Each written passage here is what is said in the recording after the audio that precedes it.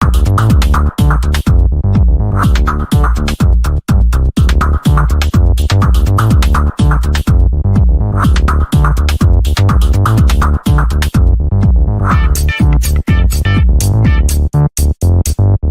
program is sponsored by Vasudev Khyalani Singapore, CNV Consultant, CNV Engineering Private Limited. We live in service. Sadhguru Travels Dubai. Think travel, think us. Homes for Life, Real Estate, Dubai. Build legacy.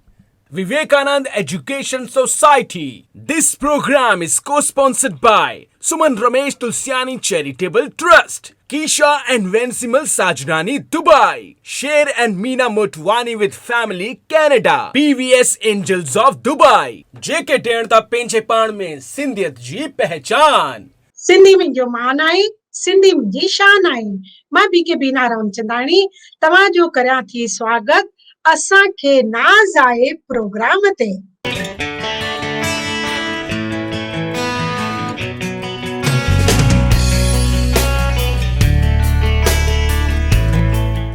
अॼु असां तव्हां खे रूबरू करायूं था उन सतगुरुअ सां जिन देश ऐं परदेस में रहंदे हर कम्युनिटी खे मेडिटेशन एंड योगा सेखारे करे उन्हनि जो जीवन निहाल कयो आहे, जिन जो आश्रम उबट बाली में आहे। अचो त अॼु असां खे नाज़ आहे जे प्रोग्राम में उन सतगुरुअ जे बारे में कुझु ॻाल्हियुनि खे ॾिसूं। जेको सचे दिल सां इंसानियत जी सेवा कंदो आहे, साईं हुन जे दिल जी हर अर्ज खे पूरो कंदो आहे।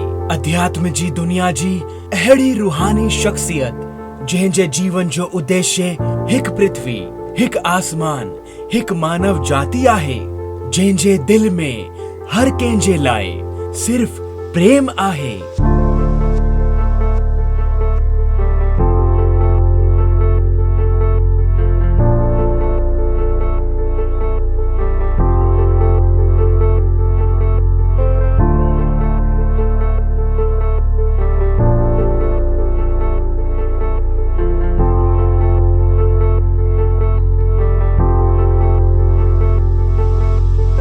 जिन पंहिंजी ज़िंदगीअ खे जन जन जी सेवा जे लाइ, मानव जे अंतर मन जी शांतीअ जे लाइ, हर कंहिं जे दिल में प्रेम भावना उत्पन्न करण जे लाइ ऐं वैश्विक सद्भाव खे साकार करण जे लाइ न्योछावर कयो आहे।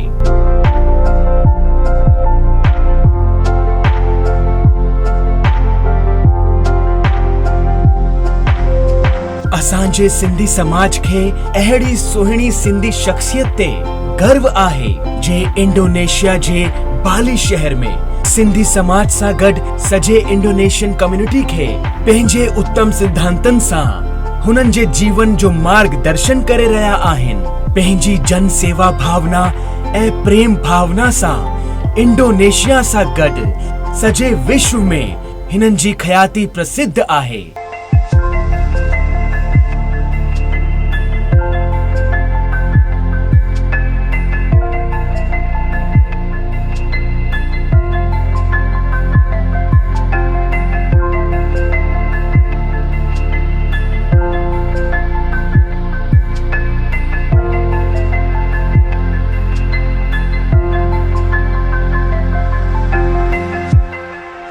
असां ॻाल्हि करे रहिया आहियूं वन अर्थ स्कूल ऐं आनंद आश्रम फाउंडेशन जा कर्ता धर्ता ऐं संस्थापक प्रेम, संयम, सहज हर गुण सां संपन्न श्री आनंद कृष्णा जी जे बारे में। अचो त मिली करे दिल सां स्वागत कयूं असांजी रूहानी शख्सियत जो असांजे अॼु जे प्रोग्राम में, जंहिंजो नालो आहे असांखे नाज़ आहे।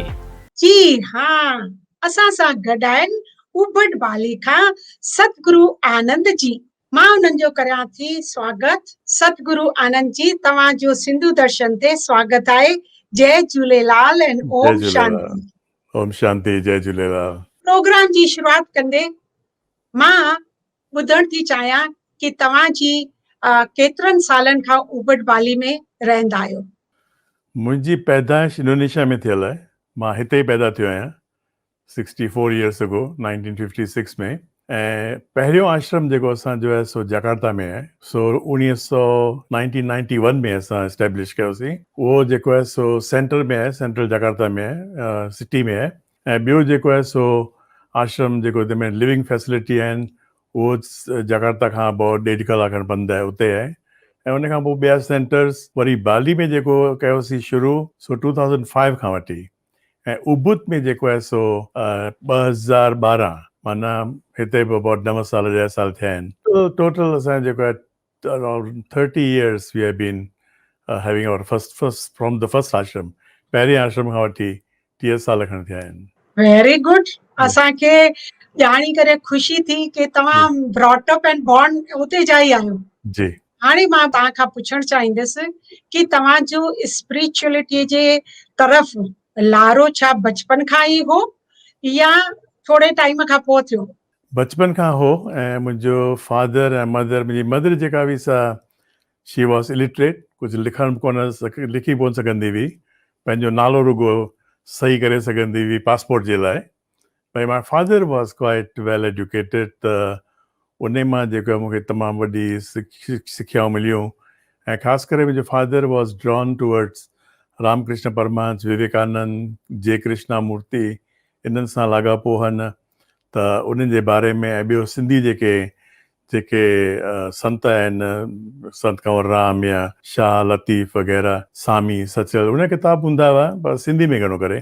त मूंखे त सिंधी पढ़णु कोन ईंदी हुई, पोइ मां थोरो घणो सिखियसि। त फ्रॉम देम माउ ऐं पीउ, ऐं मुंहिंजी माउ जेका हुई सा उनखे फोटोजेनिक मेमोरी हूंदी हुई। पुराणा जेके हुआ भागवतम, शिव पुराण या महाभारत, रामायण, सभु ॻाल्हियूं उनखे दिमाग़ में हुयूं। एंड एवरी डे रोज़ सत्संग कंदी हुई घर में। पोइ जेके मुंहिंजो जनम जेको थियो आहे सो सेंट्रल जावा में थियो आहे, उन वक़्त में 1950s में 30 खनि घर सिंधियुनि जा हुआ। त उहे उन्हनि घुराईंदी हुई हर शाम जहिड़ो तेरो घर में सत्संग थींदो हो। त उन मां पोइ जेको थियो आहे सो इंट्रस्ट थियो, वधियो आहे। ऐं उन खां पोइ वरी मां बिज़नेस में वियसि हली, जॾहिं वॾो थियसि। तंहिंमें इन विच में इंडिया में मां हुअसि 5 साल खनि लखनऊ में, उते मूं मैट्रिक कई। पोइ वरी वापसि आयसि।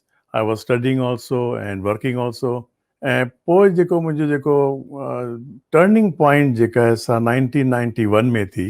उन वक़्त में मूंखे पंहिंजी फैक्ट्री हुई गारमेंट जी। त हिकिड़े ॾींहुं मूं ब्रुश पे कयमि, ॾंदनि में कयमि, त मूंखे ब्लैकआउट थी वियो ऐं मां किरी पियुसि। पोइ जॾहिं मूं डॉक्टर वियसि त ख़बर पई मूंखे लुकीमिया आहे।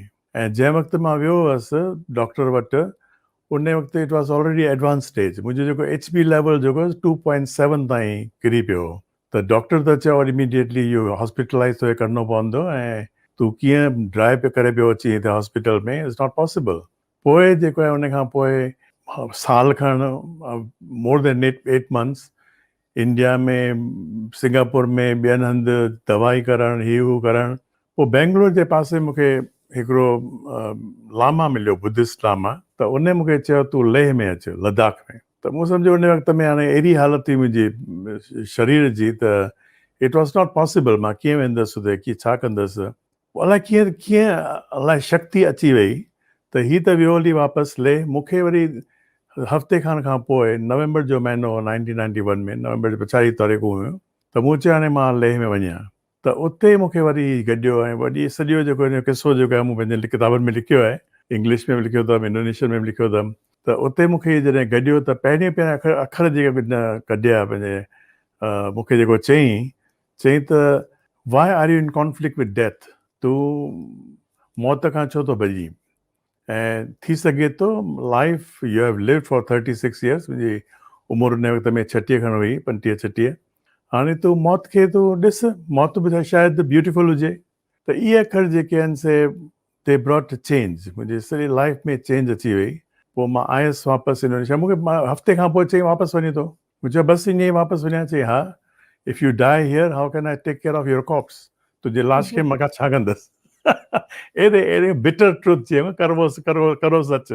त उन खां पोइ जॾहिं मां वापसि आयुसि, मूं चयो हाणे फैक्ट्री मूं निकाल कई, ऐं उनखे बैंकुनि सां जेको हो हिसाब किताब सभई लाथमि। विदिन 1 week आई गॉट वेल। ऐं मुंहिंजो डॉक्टर जेको सो प्रेसिडेंट जो पर्सनल डॉक्टर हो, इंडोनेशिया जे प्रेसिडेंट जो। उन सां अपॉइंटमेंट तमामु ॾुखी मिलंदी हुई, पर उहो बि ही वॉज सरप्राइज़ भई कीअं तोसां कीअं थियो आहे? साल तूं जेको आहे हॉस्पिटल मां निकिरी पियो ऐं every time I come out of the hospital I am इन अ वर्स कंडीशन ऐं हींअर तूं कीअं ठीकु थी वई त it was a miracle kind of thing पर मुंहिंजे लाइ मिरेकल कोन्हे मिरेकल इन अ सेंस जेको आउटलुक आहे टुवर्ड्स लाइफ ज़िंदगी छा आहे उनजी जॾहिं माना असांखे ख़बर पइजी थी वञे देन थिंग्स हैपन त उन खां पोइ जेको आहे सो धंधो बंधो बंदि करे then I got into this हाँ इहा त सची ॻाल्हि आहे ज़िंदगी में समस्याऊं केतिरियूं बि हुजनि पर जी जेकॾहिं भॻवान जी दया दृष्टि आहे ऐं जी पंहिंजनि वॾनि जी अगरि आशीर्वाद असांजे हथ ते जी आहे जी त पोइ असां त हर मुसीबत मां पार पई था सघूं ऐं राइट हर कंहिंजो खिलंदड़ चहिरो ईअं कोन्हे की उन्हनि वटि समस्याऊं कोन आयूं आहिनि पर राइट उन्हनि खे उन्हनि समस्याउनि सां क़ाबिलियत सां उन ते जी ओवरकम करे हर को इंसान अगरि निकिरी थो वञे त उहो निखरी थो सघे त राइट तव्हांजे बि माइटनि जी इहा संस्कृति हुई जेका तव्हांखे बचपन खां मिली उन ई तव्हांखे इन आश्रम जे लाइ तव्हांखे प्रयोहित कयो आहे त जी मां ॿुधणु चाहींदसि कि तव्हांजे जी आश्रम जो जेकी स्थापना आहे उहा जी कीअं थी ऐं कहिड़े नमूने कोई तकलीफ़ूं आयूं छा हुन में हा मूंखे पहिरीं पहिरीं जेका आश्रम जी स्थापना जेका थी हुई त आई वॉज़ इन खां पहिरीं जॾहिं बीमारी खां पहिरीं जेको आहे सो चङो मां वॉज़ इन्वॉल्व हुअसि इंगेज हुअसि जेके संत ईंदा हुआ इंडोनेशिया में त उन वक़्त जी मां ॻाल्हि करियां थो 1970s जी त उन्हनि खे इंटरप्रेट करण लाइ दादी मां सुञा थो फ्रॉम ब्रह्म कुमारीस राजयोगा मां दादी हृदय मोहिनी गुलज़ार छा नालो विसरी वियो मूंखे पर उन्हनि खे मां इंटरप्रेट कंदो हुअसि दादा जशन जॾहिं हिते ईंदो हुओ त उन्हनि खे मां इंटरप्रेट कंदो हुअसि छाकाणि त तमामु घटि माण्हू हुआ जिन खे इंडोनेशियन पूरी ईंदी हुई ऐं हिंदी ऐं सिंधी जो बि ॼाण हुई हुजे त आई कुड ट्रांसलेट दैम त उन्हनि उन जो जेको सत्संग जो जेको माहौल हो सो माहौल हमेशह हो घर खां में नंढे हूंदे खां वठी व्हेन आई ग्रू अप इहो सत्संग जो माहौल हमेशह हूंदो हो ऐं इन विच में जॾहिं मां धंधो कयो पंहिंजो त कृष्णामूर्ति सां मां गॾियसि लंडन में त इन जो सॼो मूंखे छा चइबो आहे त असरु हो ऐं जेके उन वक़्त जा गुरू हुआ सत्य साईं बाबा ओशो रजनीश या पुणे में आचार्य रजनीश भगवान रजनीश करे चवंदा हुआसीं ऐं उन खां पोइ स्वामी चिन्मयानंद ऐं स्वामी लीलाशाह उन सां जॾहिं हू आया हुआ हिते त उन्हनि सां बि चङो सत्संग थींदो त इन्हनि सभिनी जो मूं ते असरु हो ऐं पोइ जेको आश्रम जॾहिं खोलियोसीं त मेन ॻाल्हि जेका आश्रम जी हुई त उहा हुई शेवा जे लाइ त हाउ टू सर्व द ह्यूमैनिटी शेवा जा घणेई तरीक़ा आहिनि ऐं हर कंहिं वक़्त में ॿी शेवा करणी थी पए जीअं हींअर मां हिकिड़ो एग्ज़ाम्पल थो ॾियां त कोविड जे हिन वक़्त में त पहिरीं असां जेके आहिनि से प्रोटेक्टिव गियर्स ॾींदा हुआसीं घणनि खे प्रोटेक्टिव गियर्स कोन हूंदा हुआ मास्कर वग़ैरह ऐं जेको छा चइबो आहे हॉस्पिटल में जेके पाईंदा आहिनि रोब वांगुरु इहो त इहे सभु असीं ॾींदा हुआसीं शेवा कंदा हुआसीं पोइ ॾिठमि त असांजी हिकिड़ी हुई जेका वन ऑफ आवर मेंबर्स आश्रम में उहा बि गुज़र करे वई she was a doctor's wife त उन खां पोइ मूं ॾिठो त डॉक्टर जेके आहिनि से तमामु स्ट्रेस में आहिनि त हींअर अबाउट 8 महीना 10 महीना थिया आहिनि we are giving program for the COVID doctors COVID patients बि ऐं कोविड जे जेको डॉक्टर्स आहिनि ऐं ॿिया जेके हेल्थ वर्कर्स आहिनि उन्हनि खे असीं मेडिटेशन योगा वग़ैरह ऑनलाइन ॾियूं पिया त हर कंहिं वक़्त में जेको आहे शेवा जो रूप बदिलजी थो वञे पर मेन जेको असांजो मोटो आहे serve the almighty by serving humanity and society भई ख़ुदा जी तूं बंदगी कर by working for the humanity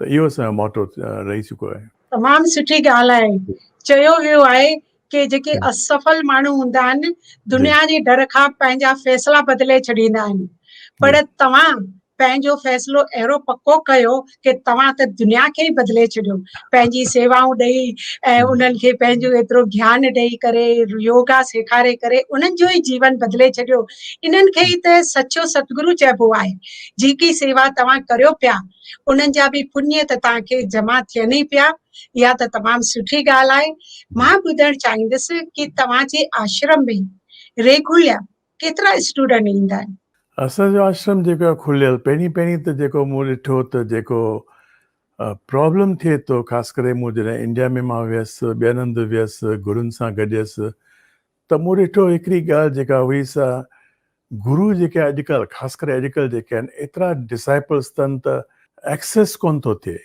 free access कोन थो थिए बिटवीन डिसाइपल ऐं गुरु जे विच में। अॻे हूंदो ज़रूरु हूंदो, उपनिषद जे ज़माने में गुरु ऐं शिष्य पाण में वेही करे ॻाल्हाईंदा हुआ, त इहो कोन थो थिए। इहो सत्संग जेको माहौल आहे सो ख़तमु थी चुको आहे। के आहिनि नंढा नंढा जेके सत्संगी आहिनि, सत्संग सेंटर्स आहिनि, उन्हनि में थींदो आहे। त मूं पहिरीं जेको शुरूआति कई त देर आर नो डिसाइपल्स, कंहिंखे मूं पंहिंजो दीक्षा ॾेई करे डिसाइपल कोन कयो आहे। सभु जेका मुंहिंजा दोस्त आहिनि, सभु मुंहिंजा जेके मित्र आहिनि, त मेंबरशिप कोन्हे। मेंबरशिप रुगो आहे फॉर दी अरेंजमेंट, ऑर्गेनाइज़ेशन लाइ। जेके सेंटर्स आहिनि असांजा, जावा में सेंटर्स आहिनि, बाली में आहिनि, ॿियनि हंधि आहिनि, त हर कंहिं सेंटर में 5-7 ॼणा 10 ॼणा जेके आहिनि से मेन जेके कार्यकर्ता आहिनि से आहिनि, ऑफिस बेरर्स आहिनि। त उहे ऑफिस बेरर्स जे असीं टोटल करियूं त अबाउट 200 हूंदा सॼे इंडोनेशिया में।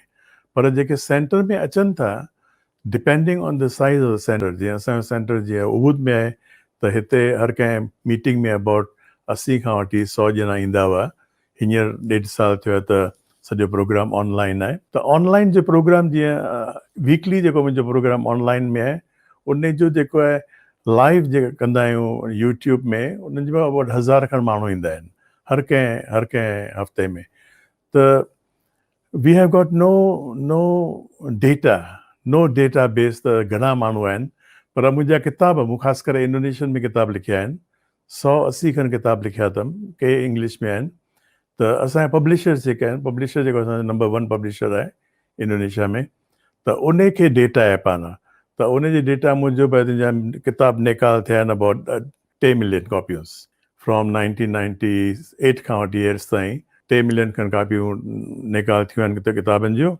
ऐं हिकिड़ो किताबु हिननि जो जेको डेटा बेस आहे, घटि में घटि हिकिड़ो किताबु 5 ॼणा पढ़ंदा आहिनि, या त चोरी करे पढ़ंदा, या खणी करे पढ़ंदा, या हिकिड़े फैमिली में पढ़ंदा हूंदा। त मिड़ई टोटल अबाउट 4-5 ॼणा पढ़ंदा आहिनि। त ॾिसे about you got readership about 12 to 13 million people. ऐं इन्हनि जो पंहिंजो आहे। पोइ उन खां पोइ सवाइ जेको असांजा प्रोग्राम जेके आहिनि टीवी में हूंदा हुआ, ऐं टीवी में अॼुकल्ह त सॼो थी वियो आहे ऑनलाइन, त टीवी में मुंहिंजो प्रोग्राम हूंदो हर हफ़्ते। त उन में बि घणेई, त they are not disciples, they are all our friends. हाँ, मूंखे यादि थो अचे कि श्री कृष्ण भगवत गीता में बि चयो आहे कि जी। तव्हां जेकॾहिं धर्म कंदा त जी। तव्हांखे पंहिंजो रिटर्न त मिलंदो ई, धर्म करण सां त तव्हांखे मिलंदो, पर जेकॾहिं तव्हां उन सां गॾु कर्म सुठो कंदा पोइ त भॻवान खे तव्हांखे ॾियणो पवंदो। धर्म करण सां असांखे भॻवान खां घुरणो पवंदो, घुरणो न पवंदो। धर्म कयो आहे त उनजो रिटर्न मिलंदो, पर जेकॾहिं कर्म सुठो कयो आहे त भॻवान खे त ॾियणो ई पवंदो। त तव्हां ॿई सतगुरु जी धर्म ऐं कर्म करे सभिनी जी जीवन ठाही आहे, इहा त तमामु सुठी ॻाल्हि आहे। हाणे मां तव्हां खां सतगुरु जी पुछणु चाहींदसि, हर कंहिंजे अचीवमेंट में ॿियनि जो योगदान हूंदो आहे, तव्हांजी सफलता जे पुठियां कंहिंजो योगदान आहे? योगदान असर त मुंहिंजे माइटनि जो आहे, उन्हनि जो मां कॾहिं बि जेको आहे शुक्रगुज़ार, it's not enough for me two से थैंक्स टू देम। पर योगदान जे असीं ॾिसूं था त सॼा जेके असांजा जेके सत्संगी आहिनि, जेके अचनि था सेंटर में, उन्हनि जो एॾो योगदान आहे, ज़बरदस्त योगदान आहे। ही आश्रम जेको आहे so it's a miracle, it's a God's blessing. त जेके बि असीं चवंदा आहियूं वसुदेव कुटुंबकम, ही हिते त ॾिसण में पियो अचे वसुदेव कुटुंबकम। तमामु घणी ख़ुशी थी तव्हांजो ॿुधी करे, तव्हांजी जर्नी। इहा सची ॻाल्हि आहे, जेकॾहिं वॾनि जी आशीर्वाद जी, या वॾनि जी दुआ ऐं आशीर्वाद ऐं प्लस तव्हां जेको रिलेशन सभिनि सां जोड़े रखियो आहे, जी, उन रिलेशन जे करे ई तव्हां एतिरो अॻियां वधी सघिया आहियो। छाकाणि त हूअं बि चइबो आहे न कि जेसि ताईं सोन बाहि में न पवंदो आहे तेसि ताईं उहो निकिरंदो कोन्हे। त हर इंसान जे जीवन में कठिनाइयूं त ईंदियूं ई आहिनि, पर तव्हां जेका पंहिंजी हिमत सां, विश्वास सां परमात्मा जो उहो अॻियां वधिया आहियो, उन जे लाइ तव्हांखे धन्य धन्य। इहो सुठो आहे कि तव्हां हिकु वसुदेव कुटुंब वांगुरु सभिनी खे जोड़े रखियो आहे। हाणे मां भाऊ तव्हां खां इहो पुछणु चाहींदसि कि तव्हांजे आश्रम में जेके एक्टिविटीज़ हलनि थियूं, उहे कहिड़ियूं आहिनि, या तव्हां उन सां गॾु कोई सोशल एक्टिविटीज़ बि कंदा आहियो? जी, सोशल एक्टिविटीज़ मेन न आहिनि। मां हमेशह चवंदो आहियां त आश्रम में जेके एक्टिविटीज़ आहिनि से रोज़ आहिनि। जीअं उबूत में जेको आश्रम आहे त हिते लिव इन फैसिलिटी आहे, माण्हू हिते रही सघनि था। ऐं जकार्ता में बि हिकिड़ो आश्रम आहे जेको माउंटेन्स में आहे, उते माण्हू रही सघनि था। त उते कोविड जे हूंदे बि जेको आहे एक्टिविटीज़ रोज़ानो एक्टिविटीज़ थियनि थियूं। सुबुह जो प्रेयर्स आहिनि, चैंटिंग आहे, मेडिटेशन आहे, योगा आहे। So every day there is activity, 365 days in a year. ऐं ॿिया जेके सेंटर्स आहिनि उते हफ़्ते में 2 दफ़ा या 3 दफ़ा मिनिमम 2-3 दफ़ा एक्टिविटीज़ थियनि थियूं। किन सेंटर में 4 दफ़ा थिए त किन सेंटर में रोज़ थो थिए शाम जो। त इहे एक्टिविटीज़ जेके आहिनि से मां हमेशह चवंदो आहियां त these are just to prepare us. जीअं असीं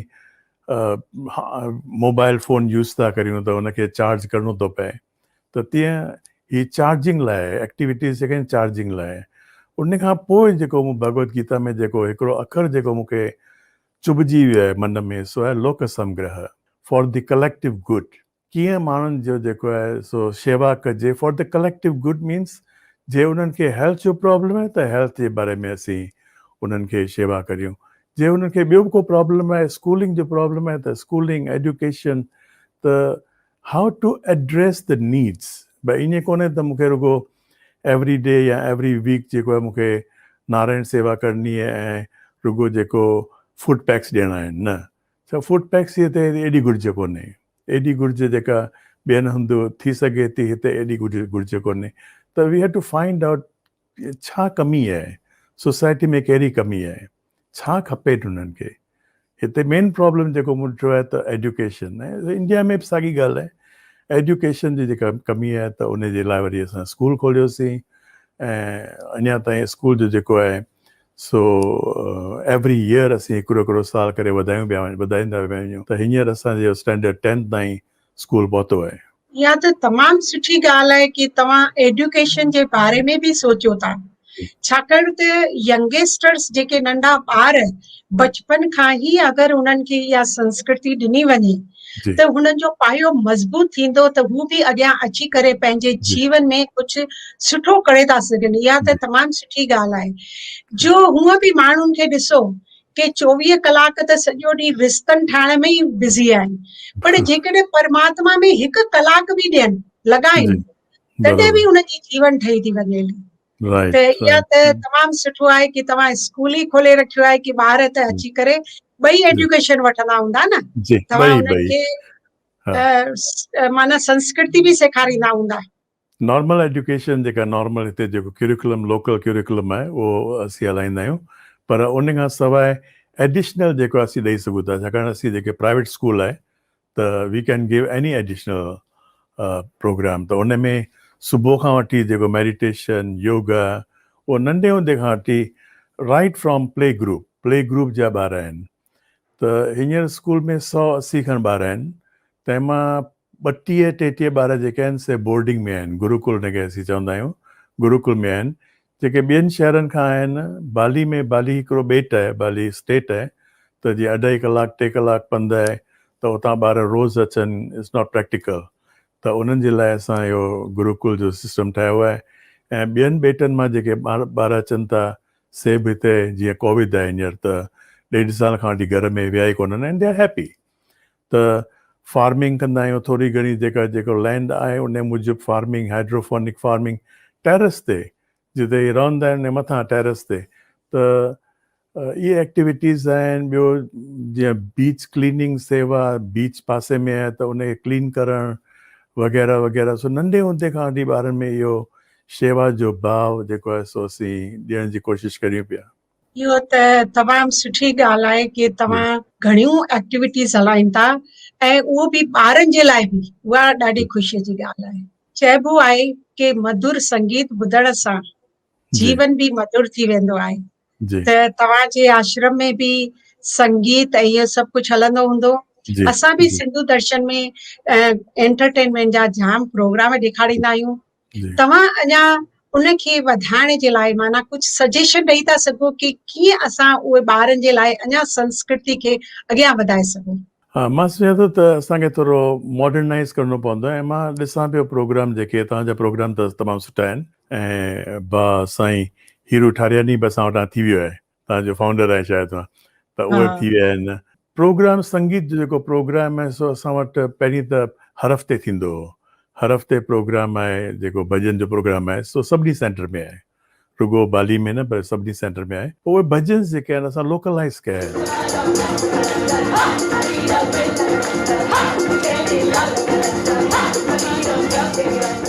इंडोनेशियन में भॼन ठाहिया अथव, असां 99% सभु इंडोनेशियन था अचनि, त इंडोनेशियन में, इंग्लिश में, इन्हनि ॿोलियुनि में, ऐं हिकिड़ो बि सिंधी कोन्हे। पर उन लाइ वरी असां जेको आहे सो जीअं हीअ किताबु लिखियो अथमि सिंधु संस्कृति, तव्हांखे ॾिसण में अचे थो या छा, त ही इंडोनेशियन में लिखियलु आहे। ऐं इहे सॼे जेके जेके संस्कृति जे बारे में, जे असीं हिते सिंधी भाषा जे बारे में था ॻाल्हि करियूं त माण्हुनि खे एॾो इंट्रस्ट कोन्हे, पर जे असीं सिंधु संस्कृति जे बारे में था ॻाल्हि करियूं त संस्कृति जेका आहे सा मोहन जे दरे खां वठी, मेसोपोटेमिया खां वठी, एंशियन पर्शिया खां वठी जेको आहे सो ऑस्ट्रेलिया ताईं असीं ॾिसी सघूं था त उहे जेके जेके नॉर्म्स आहिनि, ट्रेडिशन्स आहिनि, से अञा ताईं हलंदा पिया अचनि। त उन हिसाब सां पोइ असीं वी कैन इम्ब्रेस देम, असीं गॾु आहियूं, असीं हिकु सिविलाइज़ेशन मां आहियूं। त अहिड़ी तरह थोरी थोरी करे असीं वधाईंदा विया आहियूं ऐं उन खां पोइ असां वरी प्रोग्राम ठाहियोसीं संस्कृति सिंधु, इन नाले ते प्रोग्राम ठाहियोसीं। सो हर महीने असीं कंदा आहियूं। त ईअं कोविड जे करे असां इहो थोरो डिसकंटिन्यू कयोसीं, छाकाणि हुन में they have to be offline. त सिंधु संस्कृति में उन में सिंधी भॼन, त सिंधी जे कंहिंखे सेखारिजे त उहे कोन सिखंदा, छाजे लाइ सिखनि, उहे सिंधी आहिनि ई कोन। पर जॾहिं सिंधी भॼन आहिनि ऐं उनखे असीं लोकलाइज़ था करियूं ऐं सिंधी में बि असां जेके जेके इंडोनेशियन आहिनि से सिंधी भॼन पिया ॻाइनि, सिंधी कलाम पिया ॻाइनि। ऐं उन्हनि खे मूं फ्रीडम ॾिनो आहे त ट्राए टू इम्प्रोवाइज़। ये साॻियो भॼन आहे या साॻियो कलाम आहे, पहिरें पवंदी सान, पर विथ सम गिटार टच या लोकल को इंस्ट्रूमेंट हुजे, उन सां टच कजे। त मां सोचां थो इहो जेको सॼे दुनिया में इहो करणु खपे त सिंधु संस्कृति जेका आहे उनखे असीं वाधारो ॾियूं। इंडिया में असांखे सिंधी भाषा ते वाधारो ॾियणो आहे, सिंधी म्यूज़िक ते वाधारो ॾियणो आहे, पर ॿाहिरि जे मुल्कनि में इन म्यूज़िक जे थ्रू असीं टच करे सघूं था ॿियनि खे। ऐं म्यूज़िक इज़ वेरी इम्पॉर्टेंट। तव्हांजो जेको प्रोग्राम मां ॾिसंदो आहियां त प्रोग्राम इज़ ब्यूटिफुल। म्यूज़िक ऐं मैसेज, उनजो जेको कॉम्बिनेशन तव्हां कयो आहे सो त तमामु यूनिक ऐं तमामु सुठो कॉम्बिनेशन कयो अथव। थैंक यू भाऊ, तव्हांखे असांजो प्रोग्राम वणियो, उन जे लाइ तव्हांखे शुक्राना। ऐं ॿी ॻाल्हि असां सोचूं पिया, अञा असां जी वधाईंदासीं प्रोग्राम जी में, थोरो जी इम्प्रूवमेंट आणण जी ज़रूरत आहे। हम्म, हम्म। तव्हांजे आश्रम में यंगस्टर्स बि ईंदा हूंदा जी ऐं उन्हनि जे जीवन में बदलाव आयो आहे, उन जी कुझु एग्ज़ाम्पल्स तव्हां वटि आहिनि? हा, बदलाव ज़रूरु तमामु घणो बदलाव आयो आहे। ख़ासि करे जेको मां ॾिसां पियो त 70% 75% जेके आहिनि से 45 सालनि खां घटि वारा माण्हू आहिनि, माना अञा ताईं दे आर यंग। ऐं specially for youngster, for teenagers, उन जे लाइ बि असां प्रोग्राम ठाहियो अथऊं, इहो जंहिंखे असीं यूथ एम्पावरमेंट प्रोग्राम चवंदा आहियूं। त उहो प्रोग्राम उन में असीं भगवत गीता ऐं ॿिया जेके स्क्रिप्चर्स आहिनि उन जे बारे में, how to see the unity among the diversity, त इन जो असरु थियो आहे। पर जेको मेन असरु थियो आहे सो आहे फ्रॉम ड्रग्स। घणेई असांजा यूथ हुआ जेके असां वटि आया हुआ, उन्हनि खे माइट वठी आया हुआ या उन्हनि खे उन जो भाउ मेडिटेशन सिखंदो हो त पंहिंजे भाउ खे वठी आयो। इहे ड्रग एडिक्ट्स हुआ। कीअं इहे ड्रग एडिक्ट्स 5-6 महीने जे अंदरि ड्रग छॾे ॾिनो अथनि ऐं हींअर उन जी शादियूं बि थियूं आहिनि, ॿार बि अथनि। ऐं जेल में असां प्रोग्राम कंदासीं, ख़ासि करे जेके नार्कोटिक्स जा जेके ड्रग एडिक्ट्स आहिनि उन्हनि जे लाइ असीं प्रोग्राम कंदा हुआसीं ऑफलाइन।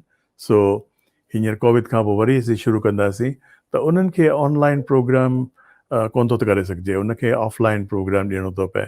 त इन में असांजो फोकस आहे how to take care so that they don't go to drugs. पर उन खां सवाइ जेको आहे सो क्रिएटिविटी जेका आहे असां कीअं वधे ॿारनि जी, यंगस्टर में क्रिएटिविटी कीअं वधे, इहो सभु चङो उन जो असरु पियो आहे। ऐं ॿी ॻाल्हि त ही असीं आहियूं ॿेट में, आइलैंड जा जेके माण्हू आहिनि ख़ासि करे एॾा हार्ड वर्किंग कोन्हनि जेके इनलैंड आहिनि, जेके इंडिया में तव्हां ॾिसंदा त इंडिया में आइलैंड कोन्हे त सभु हार्ड वर्किंग आहिनि। आइलैंड में ख़ासि करे वरी जे टूरिज़म थो अचे त एॾा हार्ड वर्किंग कोन्हनि, सॼो टूरिस्ट जे मथां दारोमदार अथनि। हिन वक़्त में टूरिस्ट आहे कोन, बाली सॼी जहिड़ी तरह बंदि लॻी पई आहे। त हिन हालत में जेको आहे पोइ ॾिसण में पियो अचे त असां जेके यूथ आहिनि कीअं उहे ऑनलाइन प्रोग्राम पिया कनि, कीअं उहे ऑनलाइन सेल पिया कनि, ऐं कंहिंजे अॻियां हुननि जो they are not asking for any donation from anybody, they are taking care of themself, पंहिंजी फैमिली खे टेक केयर था कनि। त इहो असरु ॾिसण में अचे पियो हिन वक़्त में। तमामु सुठी ॻाल्हि आहे। तव्हां त बिल्कुलु अनेक प्रकारनि जी डिफरेंट वे में तव्हां सेवा पिया करियो ऐं उन जो फ़ाइदो त ज़रूरु हर कंहिंखे मिलंदो ई। जी तव्हां मूंखे ॿुधाइणु चाहींदासीं असांजा दर्शक कि जी। तव्हांजी जेका संस्कृति सिंधु म्यूज़ियम जे बारे में छा ख़ासि ॻाल्हि आहे? उन जी ख़ासि ॻाल्हि इहा आहे त मूं ॾिठो आहे त सिंधु संस्कृति जे असीं चऊं था त उहो पर्शिया खां वठी ज़रोअस्टर जे ज़माने खां वठी, पर्शिया खां वठी ऐं ऑस्ट्रेलिया ताईं, ऑस्ट्रेलिया में जेके एबोरिजिन्स आहिनि, घणी ॻाल्हियूं आहिनि जेके कॉमन आहिनि। जीअं शादियूं मुरादियूं जंहिंमें ट्रेडिशन्स जेके आहिनि उहे अञा ताईं ॾिसंदा, सिंध में उहे आहिनि, मलेशिया में उहे आहिनि, इंडोनेशिया जेके ॿेटनि में उहे आहिनि। इहे जेके ट्रेडिशन्स आहिनि इन मां ख़बर पए थी त वी आर ऑल वन। ऐं हींअर त छा थियो आहे, इफ यू सी द जेको सैटेलाइट पिक्चर्स ॾिसूं था त ही 17,000 ॿेट आहिनि। इंडोनेशिया में 17,000 ॿेट आहिनि, तंहिंमें 3 आइलैंड्स मेन आहिनि जंहिंमें 70% माण्हू रहनि था। 17,000 आइलैंड्स, मलेशिया, वियतनाम, कंबोडिया ऐं इंडिया, जेको हींअर असीं इंडिया जेके चऊं था, सॼो जेको सो हिकिड़ो लैंड मास हो। अञा 11-12 हज़ार साल पहिरीं जेको आहे धार थिया आहियूं असीं, टोटली धार थिया आहियूं 11-12 हज़ार साल पहिरीं। त इट्स क्वाइट नेचुरल त असांजी सभ्यता, असांजी मर्यादा, असांजी संस्कृति हिकिड़ी आहे। त इन म्यूज़ियम जो जेको मेन जेको पर्पस हो त इहो ॾेखारण लाइ त फ्रॉम मेसोपोटामिया, फ्रॉम पर्शिया खां वठी ऑस्ट्रेलिया ताईं असीं हिकु सिविलाइज़ेशन आहियूं, ऐं इन जो नालो जेको आहे सो Sindhu valley civilisation, Indus valley जेको बि चऊं। हिते वरी ॿिया नाला बि आहिनि, वी आर वन। त घणनि खे इहो म्यूज़ियम त नंढो म्यूज़ियम आहे, पर घणनि खे फ़ाइदो मिलियो आहे। ख़ासि करे जेके स्टूडेंट्स आहिनि, यूनिवर्सिटी जा स्टूडेंट्स आहिनि, उहे ईंदा आहिनि। प्लस असां वटि जेको लाइब्रेरी आहे जकार्ता में, ऐं हिते जेका लाइब्रेरी आहे जकार्ता में अबाउट 15,000 खनि किताब आहिनि, हिते अबाउट 7-8 हज़ार किताब आहिनि। उन्हनि जो फ़ाइदो चङो मिले थो, जेके रिसर्च पिया कनि या छा। त हूअं त गूगल ते हींअर त करे सघनि था, पर हिते they can see the books. कई किताब आहिनि जेके असां बंदि करे छॾिया आहिनि, हींअर 80 साल 90 साल पुराना किताब आहिनि मुंहिंजे फादर जे ज़माने जा, त उहे असां बंदि करे छॾिया, उन कॉपियूं कढी करे रखियूं अथऊं। त इन जेको रिसर्च जे प्रोग्राम जे लाइ ऐं छा इन म्यूज़ियम जो जेको बेनिफिट चङनि घणनि खे मिलियो आहे। एतिरो नॉलेज आहे कि केरु वठे त सॼो ॾींहुं निकिरी वञे। ऐं ॿियो उहो ई पुछिणो हो कि तव्हांजे आश्रम में स्थापित ग्लोबल हार्मनी मॉन्यूमेंट जो छा सीक्रेट आहे? ग्लोबल हार्मनी बि इन म्यूज़ियम जो ई हिकिड़ो, एक्चुअली पहिरीं ग्लोबल हार्मनी जी असां स्थापना कई। मॉन्यूमेंट आहे जंहिंखे असीं शक्ति पीठ चवंदा आहियूं इंडिया में। त उहो मॉन्यूमेंट आहे। उन मॉन्यूमेंट में जेके सभु धर्म आहिनि, जेके मुंहिंजो जेको माई थिंकिंग जेको आहे, सनातन धर्म जेको आहे मज़हब कोन्हे। सनातन धर्म हिकिड़ो वे ऑफ लाइफ आहे जेके सभिनीनि जो आहे। सॼो सिंधु संस्कृति जे असीं चऊं था त सिंधु संस्कृति इज सनातन धर्म।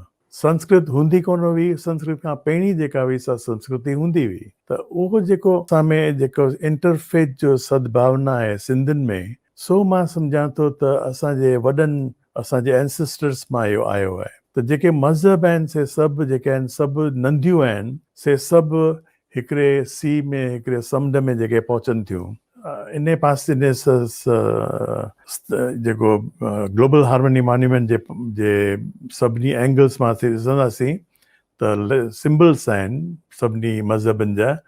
तंहिंसां गॾु जेके यूनानी मज़हब, रोमन मज़हब, जेके मज़हब जेके हींअर आहिनि ई कोन, उन्हनि जा बि सिम्बल्स आहिनि ऐं उन सां गॾु एथियज़म जो बि सिम्बल आहे। एथियज़म बि हिकिड़ो सोच आहे, त उन्हनि खे बि असीं स्वीकार था करियूं, एथियस्ट आहिनि, इट्स ऑल राइट, तुंहिंजी सोच आहे, त सभई सोच जेके आहिनि उन्हनि खे असीं स्वीकार करियूं था।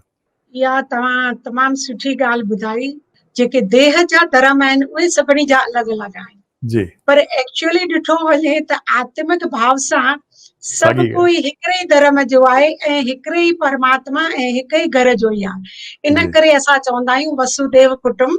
हिकु सवाल कि जी। अगरि कोई परदेस मां बाली में अचे ऐं तव्हांजे आश्रम जो उते रहणु चाहे त छा अहिड़ो कुझु तव्हांजी अरेंजमेंट आहे उते? जी, अरेंजमेंट आहे। रुगो हिते जेको उबुद में जेको आश्रम आहे उन में तमामु लिमिटेड अरेंजमेंट आहे, अबाउट 18-20 ॼणा रही सघनि था।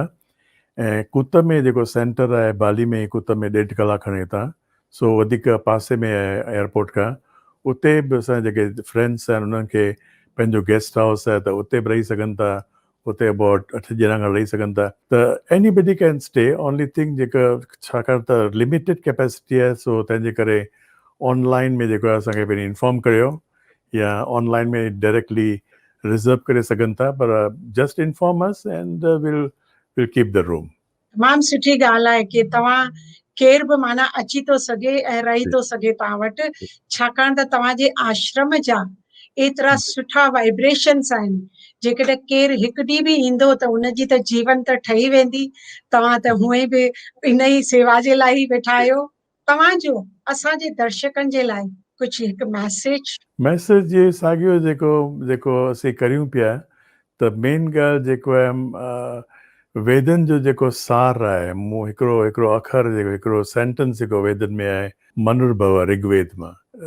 वेद जेके आहिनि से असांजे सिंधु नदीअ जे बैंक्स ते लिखिया विया आहिनि, उन्हनि उते रिवील थिया आहिनि। त मैसेज जेको मेन आहे मनुर्भव, इंसान थियो, इंसान थी। इहा ॻाल्हि जेका आहे सो असांखे हींअर हॾाइणी आहे। जेको तव्हां जीअं चयो त धर्म ऐं छा इंसान, मानव धर्म मनुर्भव, इंसानियत सिखो, आत्मा जी तव्हां ॻाल्हि कई, तमामु सुठी ॻाल्हि कई।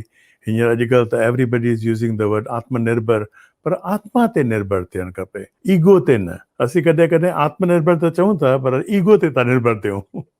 त ईगो ते निर्भर न थियूं, आत्मा ते निर्भर थियूं। तव्हां अहिड़ो सुठो संदेश असांजे दर्शकनि खे ॿुधायो। इहो त हर कंहिंखे अॼुकल्ह हूअं ई बि प्रॉब्लम्स त चारो तरफ़ आहिनि ई, ऐं इन्हनि प्रॉब्लमनि में पाण परमात्मा जे वेझो हर कोई अची वियो आहे। ऐं हर को चाहे थो कि 24 आवर्स, पहिरीं त हुननि खे टाइम न हूंदो हो, पहिरीं त चवंदा टाइम ई कोन्हे, हाणे त टाइम ई टाइम आहे।